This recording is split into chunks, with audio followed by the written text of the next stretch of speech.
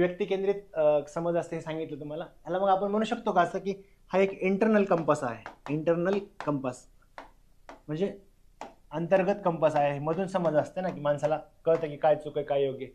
म्हणजे माणसाला लहानपणी आईवडिलांनी शिकवलं असतं की चोरी करू नये, मारी करू नये, नंतर लांडी लबाडी करू नये. तर मग ते करताना लगेच माणसाला कळतं की आपण काहीतरी चुकतोय वगैरे, ते रिमोर्स तयार होतो वगैरे, ह्या गोष्टी आपण शिकायच्यात आपल्याला. तर हे इंटरनल कंपास आहे. हा एक्सटर्नल कंपास आहे. म्हणजे कंपास कशाच्या बद्दल असतो, निर्णय घ्यायचा कुठल्या दिशेला जायचं वगैरे, ह्या अर्थाने येतं. आणि हा जो आहे ते एक अकॅडमिक डिसिप्लिन आहे. अकॅडमिक डिसिप्लिन म्हणजे अभ्यासाची एक शाखा आहे ज्याला आपण म्हणतो.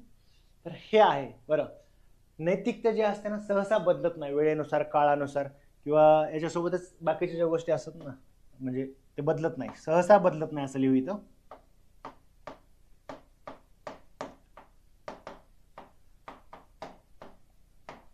परंतु ही जी आहे ना नीतिमत्ता, ही बदलू शकते.